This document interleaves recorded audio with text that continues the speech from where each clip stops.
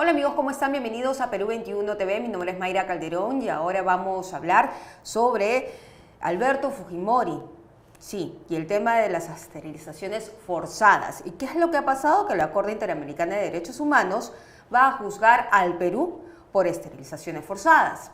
Para eso y para entender mejor cómo se está llevando el proceso, cuánto tiempo y cuántos casos se están evaluando, estamos con el abogado de Alberto Fujimori, Elo Riera, a quien le damos la bienvenida. ¿Cómo está?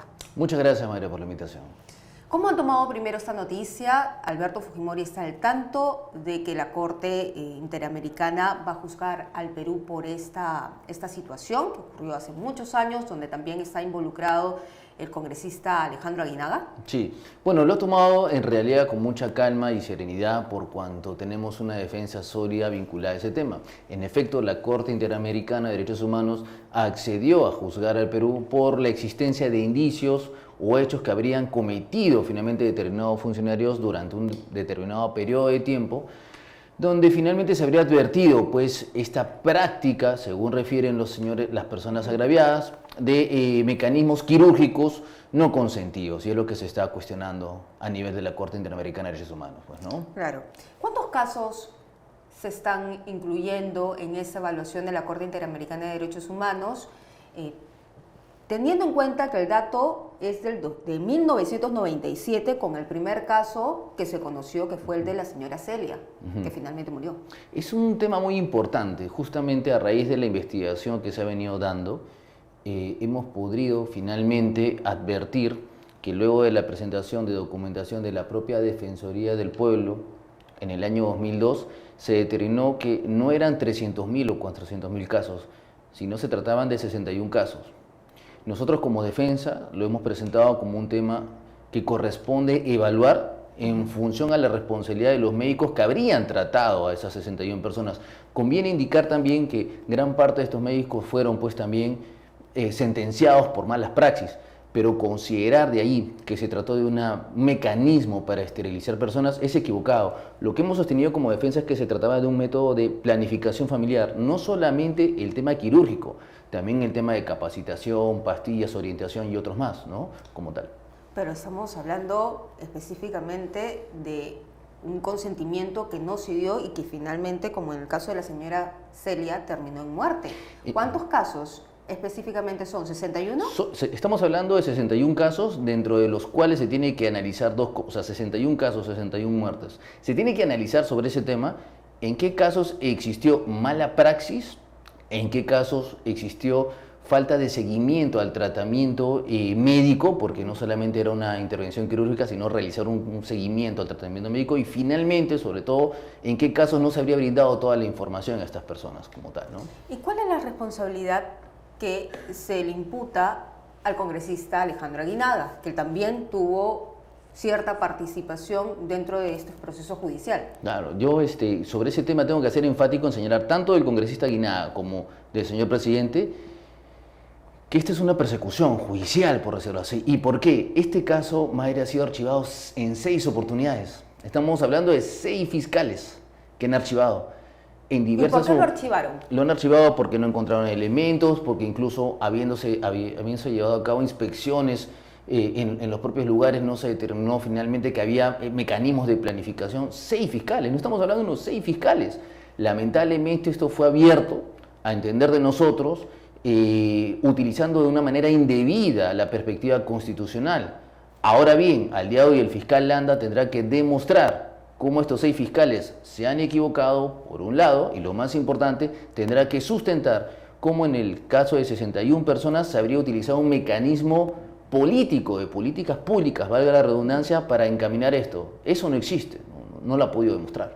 Entonces, ¿usted está diciendo que no hay pruebas en el caso de las esterilizaciones forzadas contra Alberto Fujimori y contra Alejandro Aguinaga? Estoy convencido de que no solo no hay pruebas. Lo que ha sucedido en el caso en concreto es que se habrían desarrollado finalmente en estos 61 casos, o tal vez malas praxis, o tal vez lamentablemente una falta de seguimiento a los tratamientos que se han dado, pero de ahí a señalar cómo se inició en esa imputación, que eran más de 300.000 personas, es equivocado y sesgado. Claro, la Corte tenía el alcance de que era pues un número pues exponencial, evidentemente.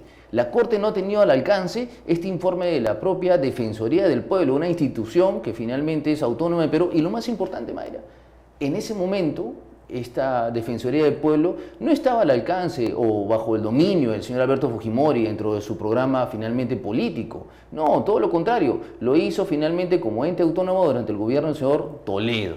Entonces finalmente se ha logrado demostrar o se ha logrado desbaratar la teoría mediata.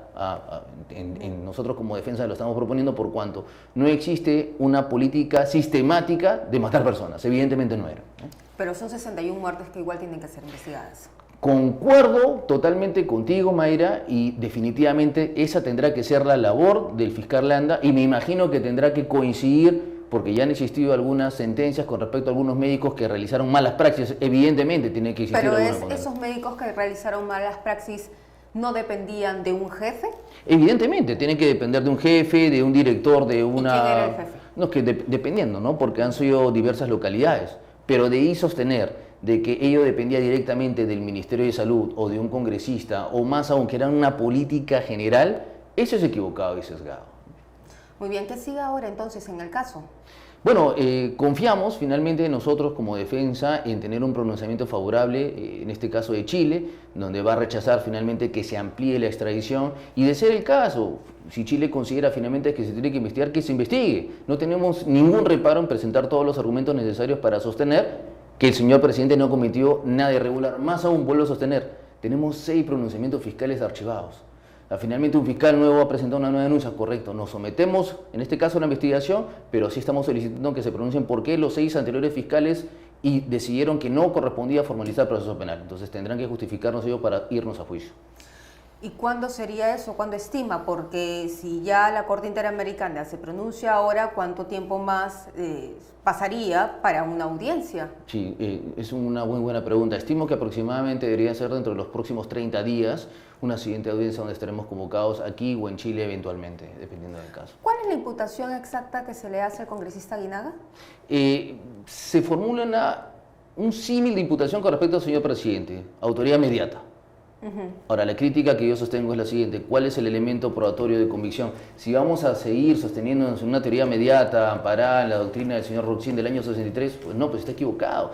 O sea, porque bajo esos términos, el señor Aguinaga o el señor expresidente serían culpables, en realidad, de todo tipo de manejo irregular que realizaron tal vez subordinados en una comisaría. Pero es bastante extraño, ¿no, doctor? Que una persona vaya a un centro de salud, no dé su consentimiento para que le hagan un procedimiento quirúrgico y finalmente encuentre la muerte. Los familiares lo han dicho. O sea, hay algo que se tiene que investigar y si sucedió con 61 personas, por lo menos debió haber una orden o algo que así justifique finalmente el resultado de las vidas de estas personas. No niego definitivamente que se tiene que investigar, pero también es prudente señalar que si ya la justicia investigó, no en una, no en 2, sino en 6 oportunidades, nuevamente presentar una nueva denuncia tratando de reabrir un caso que ya ha sido archivado, yo considero de que no es del todo correcto. No obstante ello, tal cual ha sucedido con otros casos que de un momento a otro se están reabriendo, estamos dispuestos a dar la batalla necesaria para poder archivarlo como ya se ha hecho anteriormente, ¿no? Muy bien, doctor Riera. Vamos a estar muy atentos entonces a lo que sucede en este caso tan polémico de esterilizaciones forzadas que sucedió en 1997 con el primer caso que se conoció de la señora Celia, que finalmente murió. Nosotros vamos a regresar más adelante con más información.